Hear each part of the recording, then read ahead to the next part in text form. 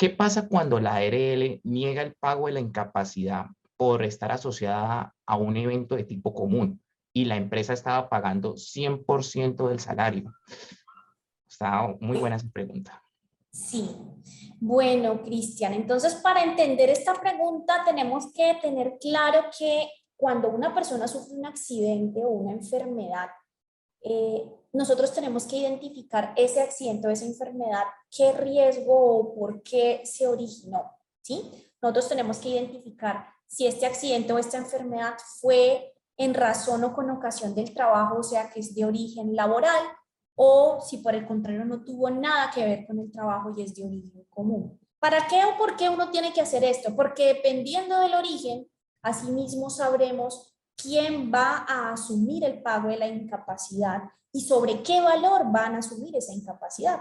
Recordemos que las incapacidades son unos certificados médicos que emite el médico tratante de la persona, en donde pues establece que la persona tiene un problema de salud, un padecimiento que le impide realizar de forma normal sus funciones. Entonces el médico tratante dispone un tiempo de descanso, de reposo, pero ese tiempo de descanso, de reposo, pues el sistema de seguridad social le paga a ese trabajador por ese tiempo un auxilio para que él no se preocupe por dinero mientras está en su casa recuperándose.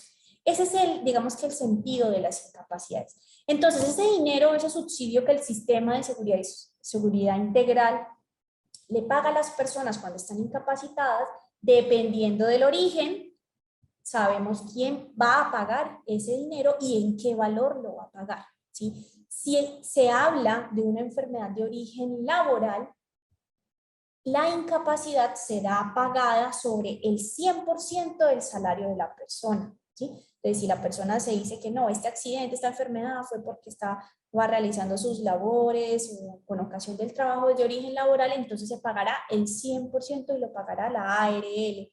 La ARL paga del segundo día en adelante hasta que la persona se le levanten las incapacidades por su médico tratante.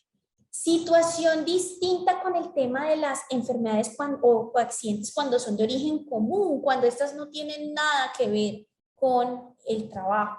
Aquí la cosa se vuelve un poco más compleja porque cuando son de origen común depende del día de la incapacidad para nosotros saber quién paga y en qué valor paga, ¿sí? Entonces, tengamos en cuenta que los primeros 2 días del accidente o de la enfermedad, de la incapacidad, esos 2 primeros días los asume o los paga el empleador. Del tercer día al día 180, quien paga la incapacidad es la EPS, pero ojo, no la paga al 100% como hablamos ahorita con accidente laboral, no. En origen común se paga un porcentaje.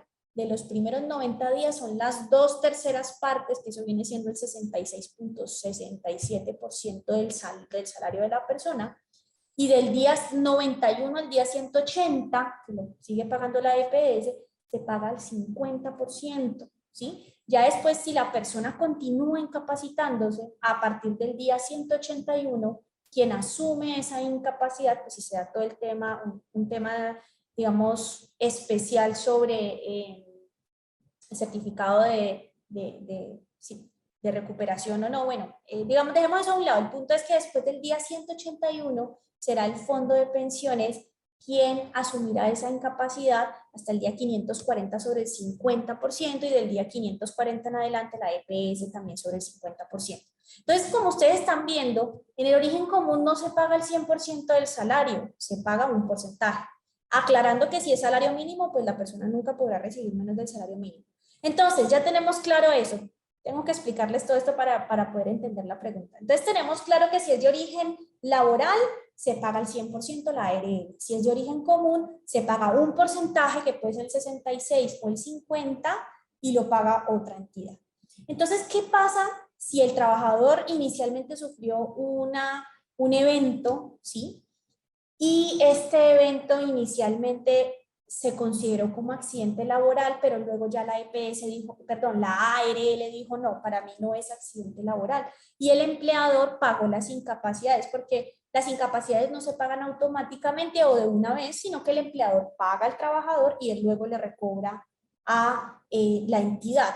Entonces, lo que ocurrió en este caso fue que el empleador pagó sobre el 100%, teniendo digamos, presente que él creía que era por riesgo laboral, pero resulta que no era de riesgo laboral, sino que era de origen común y la EPS al empleador solamente le va a pagar el 50 o el 66.6%.